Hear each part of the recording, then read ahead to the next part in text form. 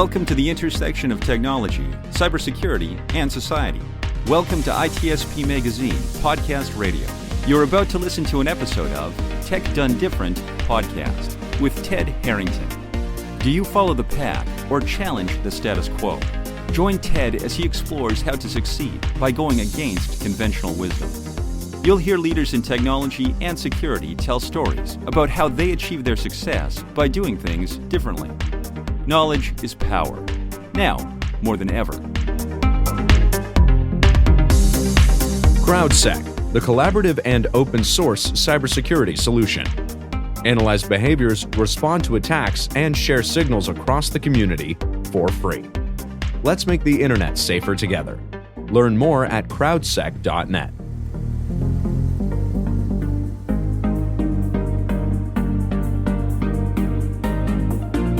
Welcome, everybody, to another episode of Tech Done Different. As always, I'm your host, Ted Harrington, and with me here today is our special guest, Shamane Tan. She is the Chief Growth Officer for Sekuro. She's an author of multiple books, one of which we're going to talk about today, and she is the founder of the Cyber Risk Meetup, an international networking association for security professionals. So, Shamane, thank you for being on the show. Thanks, Ted. Thanks for having me. Of course. Yeah, so I reached out to you and asked you to come join us when I saw you talking about your most recent book, Cyber Mayday, which I thought was a very fascinating title to begin with. And then as I started understanding what the book was about, I was like, okay, we got to talk about this. I love interviewing other fellow security authors. So let's start with the book. Why'd you write it? Who'd you write it for? Yeah, so that's a very important question. So Cyber Mayday and the day after is, okay, why did I write it? I wrote it with my co-author, first of all, Dan Lawman. So he's the first CISO for the state of Michigan and former CISO. He's taken on many roles since then. I mean, he was also formerly from NSA and a long list of amazing achievements and milestones that he has accomplished for the industry. So I met Dan Lawman when we were talking together for my first book, actually. And then many years later, we've always been, kept in touch. And we kept talking about the different industry trends and observations that we have seen, not just in the US, but over here where I am, which is in Australia, and also the different portfolios that I cover in different parts of Southeast Asia. And we find that there's so much stories, true stories that can be exchanged, lessons that can be learned. And we wanted to put that together and bring it together for everyone to learn. So that's how that came about, where we feel that many stories are interconnected, right? And there's a lot of new generation also of CISOs or CIOs that step up to their role. And it's really important that they are equipped, And Cyber Mayday, there are 3 different parts to that book. So it's about what happens before Mayday happens, Mayday strikes. And then in the middle part is, what do you do when the power goes off? Right? What do companies actually do when Mayday strikes itself? And then the last part is also about recovery. What happens, like a lot of times news, when there's an attack, it hits the fan and you see a lot of media headlines. But what happened after that, a couple of months from them, years from now, how do companies actually recover? So we did a lot of studies based on that. And then lastly, if you have a time machine, how would you do things differently? So it's a really fascinating project to bring all of that together. I like the idea of any discussion of time machines. So we'll get into that. Okay, so it's for security leaders and it gives some sort of practical advice on what to do. When you say Mayday, we're talking about an attack, right? Cyber Mayday, yeah. So it could be any form of a cyber attack. Okay. So I know you wrote a whole book on it and it's hard to share whole books of ideas in a talking point, but what would we say is, you mentioned there's sort of these 3 parts to it. One being, what do you do before? What should we do before an incident? Okay, so there's a lot that you can do before, but it really depends on different organization, the maturity, where they are at, the business leaders as well, what's the mission of the company. So there's a lot of factors. So I think what we did was we studied different industry sectors, taking into consideration as well cultural context and all of that. I'll just summarize maybe one key thing that needs to be done is a lot of times, if you are a new CISO, maybe you just come on board to the organization, there's a lot of things that you don't know, right? And it takes time where they have to really build a good understanding of where the organization is. And it's hard to do that alone. So what we have seen work really well is about them actually taking more time to find allies within the organization to really understand the other C-suite levels. What is their own mission? What is their own business objective? How do they perceive business risk? And then being able to align that language accordingly to the different C levels, and then really get them on your journey as well, so that you can really execute your strategy more effectively. So that would be a good start to understand where the business is at before you can put in place any strategy. I love that here we are, we're talking about what to do in preparation for a cyber attack. And the first piece of advice you gave was find allies. I think that's incredibly fascinating. That's probably actually not what most security leaders are doing when they first start an organization, right? They're probably saying like, all right, let's see what I don't know, pick a technical domain, right? What are our firewall rules, and how do we provision access? And they get really into the weeds pretty quickly. And you said something really differently, which was, let's build allies. So why is this an important idea? Yes, because you can't do things alone, right? You can have, like, a CISO can have his or her own agenda, and there will be, they'll bring their own past experience also to the organization. They will have an idea of the roadmap they want to achieve and all that. But every company is different, and there is a different culture. Maybe the business are doing things differently for many years. The way they understand or perceive risk is also different. So it's very important to take the time to understand who you're working with. Also understand like what's on their agenda, what's important to them. And when you do that, then you're able to map out, okay, this is my goals, but I can show the other CSX that by working together with me, we will be able to achieve their goals as well. So it's about, when you take the time to do that, you're able to achieve a lot more together as a group, as compared to being an individual, being a solo person, trying to drive a huge change. Okay, so as we talk about this idea of allies, you describe this in such a fascinating way that is essentially, or what I heard you saying, correct me if I'm wrong, but that what we want to do by finding allies, it helps us understand how to win in the organization, basically, because you understand what matters to other people, you understand how to win together. And that's a really fascinating idea, because it seems like in a lot of organizations, security wants to support the business, but oftentimes the business sees security as a hindrance to the business.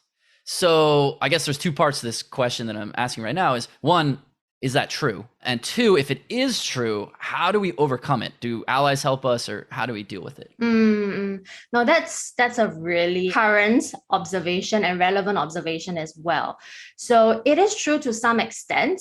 There's a whole group of CSX that I work with that have a very maybe stigmatized and traditional perception of the CISO and the role of the CISO. And they do tend to see them as showstopper, a roadblocker. But for those group, it actually is very dependent on their previous interactions with other security leaders. And that's how they came about to draw those conclusions, where they feel that, the security leaders are always stopping them, saying no to ideas so quick, to turn down their ideas without really listening or seeing how they can work together to make things happen.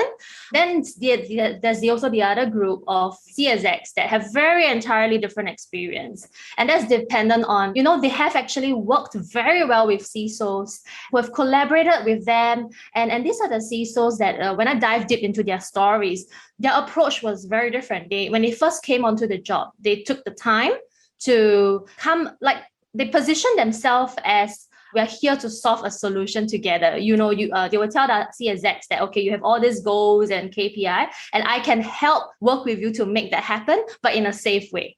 And they brainstorm together as well, coming to the CSX with solutions of how they can make this happen, as compared to just saying, no, you can't do this. So I think it's about the approach. And that's how perceptions are also being derived. And it's based on the experience the C-levels have. Well, there's two parts to it. I think you answered both. The parts were essentially, is this true?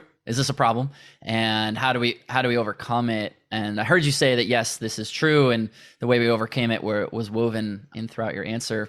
So do you think that this is true? People will sometimes make the metaphor that security is like brakes on a sports car, and brakes technically slow a car down, but really what they do is they help the car be able to control its velocity around difficult corners that are challenging to navigate. And without brakes, you could never win a race.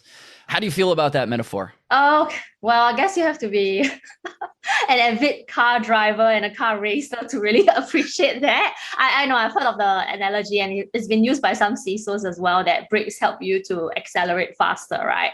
I think stories depends on like who is your audience and who are you telling that to.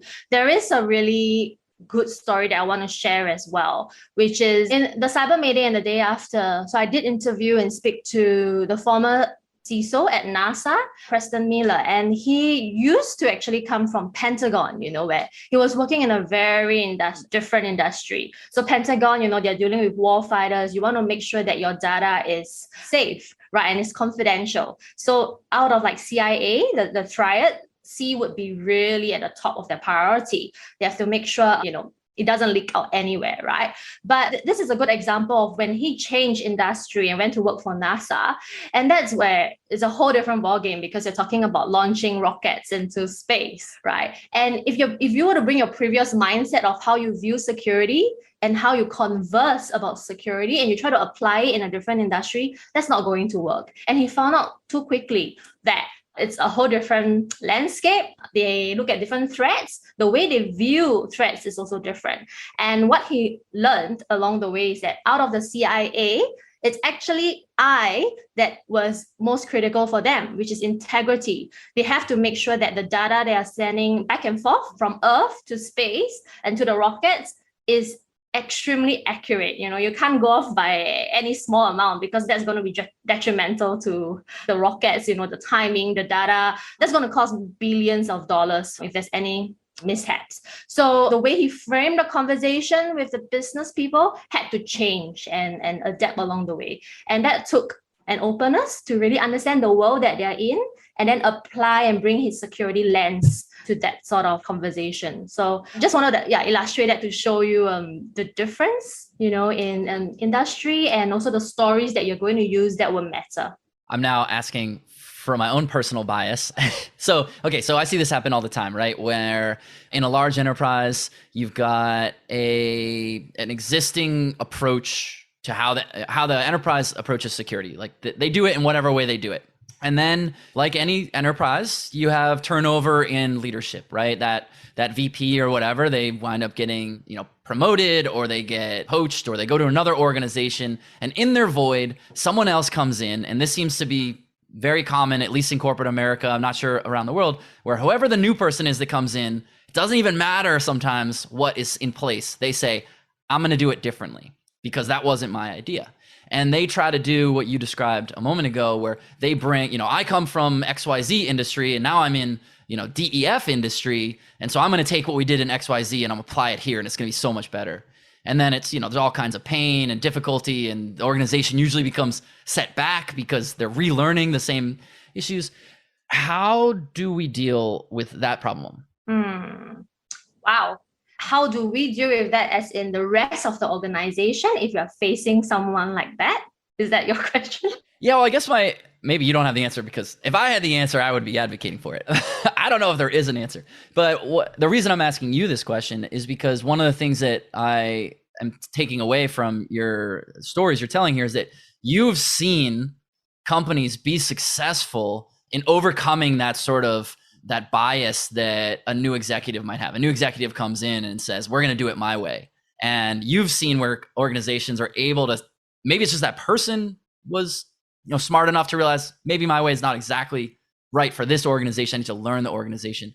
What I'm trying to say is, as there's that turnover and new leadership comes into an existing security program, and their first instinct is to want to change it, how do we make it so that they don't immediately start making changes before they understand what's going to be best for the organization? Oh, that's a brilliant question. So it's about also awareness. At the end of the day, right? you're dealing also with humans. So we talk about, people, process, and technology. And sometimes a new leader comes in, he just wants to wipe out the previous technology and put in new technology. But you're also dealing with people. People are the users of technology. People are the implementers of technology, right? So it's about what the rest of the organization can do when they see someone going all crazy on trying to implement all these different changes. The rest of the C-levels can actually take them aside to understand where the person is coming from, right? And it's also about understanding the context. You're right, because they would come in with their own past experience and way of doing things. And sometimes it will work really better for the organization. But in everything, it's about, there's 101 things to do. It's about prioritizing what are the key changes that would really benefit the organization most effectively and also from a long-term perspective. So it takes collaboration, right? So when we talk about wanting the CISOs to collaborate with the other C execs, likewise, the vice versa would also apply. So the other C execs will need to take time, walk the CISO through what's the organizational culture like, what's the current level of awareness, how the board of directors are like, what's on their agenda at the moment, what's going to motivate them as of now, and then come up with ways where they can pick their battles and focus on the key things. So it's a teamwork. I love it. Yeah, teamwork. Okay, so we've talked a little bit about what a leader should do, or an organization, I guess, should be doing in the before phase. So then you mentioned there's part of what you have learned through your research and writing your book about what happens during the incident. So can you walk us through what is, I don't know if best practices is the right word, that phrase is kind of stupid, but like what should be happening during the moment that is a Mayday moment? Yeah, so the way how companies or leaders react and how well they can react to it, it really depends on how much prep work they have put in beforehand, right? And you're right. It's not about best approaches, but like really great approaches that have worked well for different companies.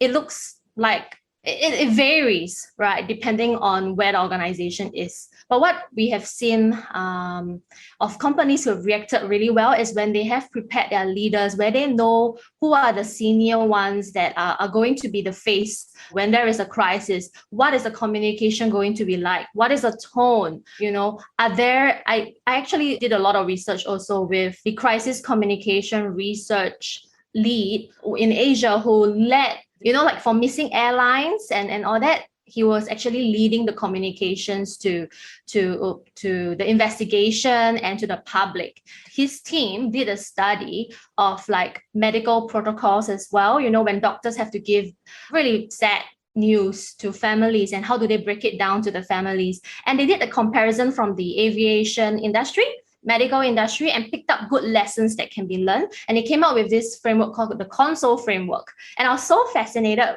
by that framework because I looked at it and I look at our cyber industry at the moment and I see how, companies are breaking bad news, the CEOs, how are they delivering that to the media or to their customers. And there's a lot of areas where we can improve in that. So console, I won't go into it because there's a lot of details to it. But I would say one of the key elements that has been missing is a lot of times the focus has been, it's good that it's consistent. The messaging is consistent. They give a lot of information about what kind of breach it is, but it can be too technical. And they didn't take into consideration the nuance of the messaging and the audience. So like, who are they actually delivering this to? Is it going to be too technical? And another key thing is sometimes there's a lack of empathy. And because a message might sound really good, but if it doesn't connect with the human, customers are not going to take it well. They can't identify or relate to it, right? And that's not going to be compassion as well that's being shown back to the company. So empathy is a really key thing that has to be included in the messaging. It's interesting because this exact phrase, empathy, comes up a lot on this show. It comes up in different contexts. This is the first time anyone has mentioned it in the context of like, hey, you're in the middle of an attack, you should be empathetic. But I think that's super fascinating. So what I'm hearing you say is that as a company, or I'm saying company, but that's inclusive of, I'm going to include any organization, even if they are not a commercialized business. But like any organization that is in the middle of an incident, what I'm hearing you say is they should have compassion. They should have empathy for the people who are affected by it. Is that correct? Or are you saying the people who are supporting that organization should be empathetic? So both ways. So yes, on one hand, like externally so I've also spoken to like the CIO of Toll who went through like, cyber attacks twice in 3 months, right? And Toll is a huge logistic company, organization. But what is key is not just empathy shown towards a customer and how you deliver the message, but empathy to the people who are supporting this crisis at the moment. So, when there is an incident, all hell breaks loose, they are it's insane in terms of, not having enough sleep. They're just in a room all trying to solve this together. And this is a time where sometimes we have seen leaders pointing fingers, they are blaming, and that's not the time to do that. It's about really, but that's where the rest of the leadership can show a lot of support during this time. And empathy is key. That's going to help drive your war fighters through the war in that sense.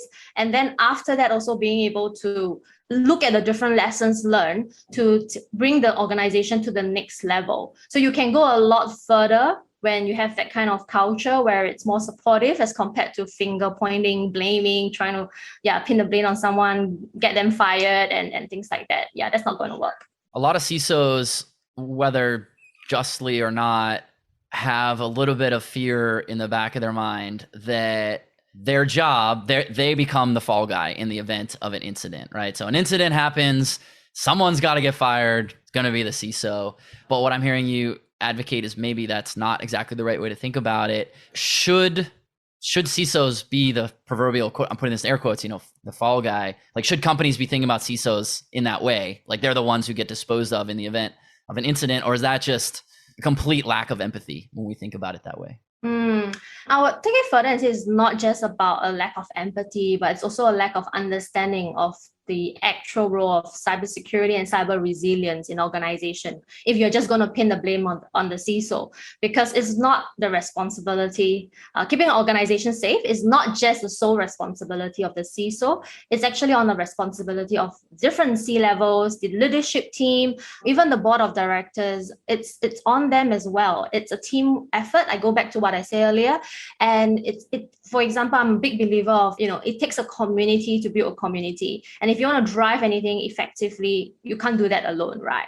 So, and also if you look at the other like CFOs, CIOs, there's different NCRHOs. I mean, all of them have different agendas, but their role does encompass parts and different aspects of cybersecurity. So they need to be, for CISO to do his or her job well, he needs everyone to be on board. So that's why I would say the poor CISO shouldn't be the one taking the fall, because it's on the whole leadership team.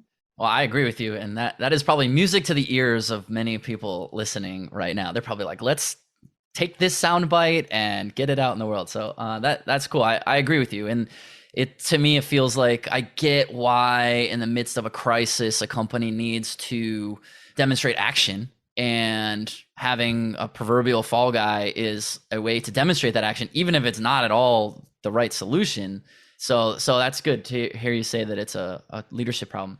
So a time machine. You mentioned if we had a time machine. Did we already talk about the time machine part? We were talking about the before. Is that what you were referring to? If you had a time machine, what would you do differently? Or how does this time machine idea apply when we are looking post incident?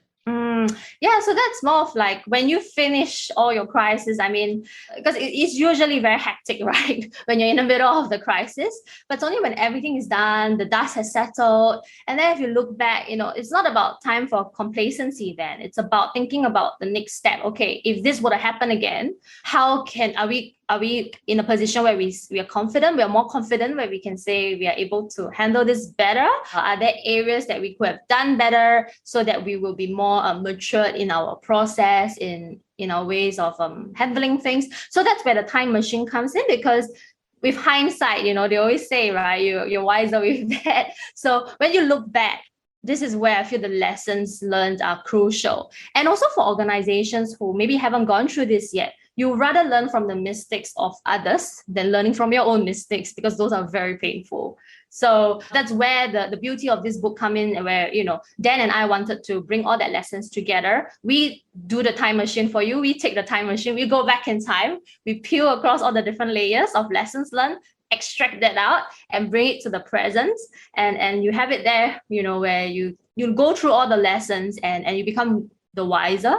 But it's not about learning all this. It's also about being able to apply these lessons. So that's going to be on the readers. It's going to be on our security folks to take it and do something different with this. I totally agree with you on that. At the end of any keynote that I ever give, I always talk about these ideas are fine, but unless you go take action on them, what was the point? Why was I spending time up here on stage? Why were you sitting here in this room? Go do something with this idea. So how do we encourage, as a fellow author, I'm very curious to hear your take on this. How do we get a reader to take action on ideas? They just learned, hundreds of pages of ideas. How do we go get them to take action? Well, thanks for asking that question. I'm sure you have the answer as well. For me, when I look, there's so many lessons. And sometimes you're thinking, okay, I don't even know where to start, where to begin, right? So I think what really helps is, I always love this verse actually. It says, be faithful with what you have at the moment and start with that. So for me, I will always take I guess out of all the lessons, the one small step that I can start with, right? And do it really well. So I'll take that first one, do it really well, and then I'll add on to the next level, and I'll see how it expands, that influence or that impact expands slowly across my other areas of work. And that's something that I can take satisfaction knowing that, okay, I've made a difference with this, and now on to the next level. That's pretty smart. You're almost talking about how do we build habits, and we build habits by starting small. That's what to climb a mountain, you need to take the first step is kind of what I'm hearing you say. Yeah, and look at what's in your hands now, right? What kind of influence can you increase with the people that you have already that are your advocates? Start with them. Start with them as your immediate allies. Because there's another thing I want to add is that a lot of people they're very ambitious. They want to try to influence the top level so that the top level influence downwards. But sometimes those could be really hard to start with. And what you can do is start sideways, influencing your peers first. And then as you grow in mass, you grow in size, then you can think about how do you influence from down to the top. I like it. Well, Shamane, this has been a really, really interesting conversation. I feel like I could ask you 1,000 more questions, but we won't have time for that today, unfortunately. As we wrap up, is there any last parting wisdom that you want to leave our audience with? Wow, there's so many. It's the blank check, whatever you want. I felt like I left the earlier as my parting wisdom. All right. We'll take it as a parting wisdom. Yes. I mean, because that's something that I'm a firm believer on, right? Really just start with what you have. And then I think having genuine conversations with people around you, it's key, because that's when you can understand the world that they live in. And I find that a lot of security folks, everyone has amazing experience, right? We talked about it earlier that they are all incredibly impressive in terms of their technical understanding, their expertise. And there is often I see a show sometimes of ego as well in the room because everyone knows so much. But what I find that's really productive and meaningful is if we all become real active listeners. Because when we take the time to go down to the root, where we take the time to understand people, where they're coming from, what kind of expertise they have to offer, I think that's where you can add a lot of value, because you have a good understanding of who's in the room and how can you bring all of that together for a bigger outcome, a more meaningful outcome. So I guess that would be my parting wisdom. And yeah, something you've done really well yourself. You're doing really well yourself, Ted, because you're asking really good questions and you've taken the time to extract out from people. Well, I appreciate that. I appreciate you. I like ending on the note of meaningful outcomes. That was the end of your parting wisdom. So, Shamane, thank you so much for appearing on the show today. Thank you so much, Ted, for having me, and really enjoyed it. Of course. For everyone listening, if you want to understand more about what Shamane is up to or to request to appear on the podcast yourself, just head over to tedharrington.com/podcast, and we'll catch you next time. CrowdSec, the collaborative and open source cybersecurity solution. Analyze behaviors, respond to attacks, and share signals across the community for free. Let's make the internet safer together. Learn more at crowdsec.net. We hope you enjoyed this episode of Tech Done Different podcast with Ted Harrington. If you learned something new and this conversation made you think, then share itspmagazine.com with your friends, family, and colleagues. If you represent a company and wish to associate your brand with our conversations, sponsor one or more of our podcast channels. We hope you will come back for more stories and follow us on our journey. You can always find us at the intersection of technology, cybersecurity, and society.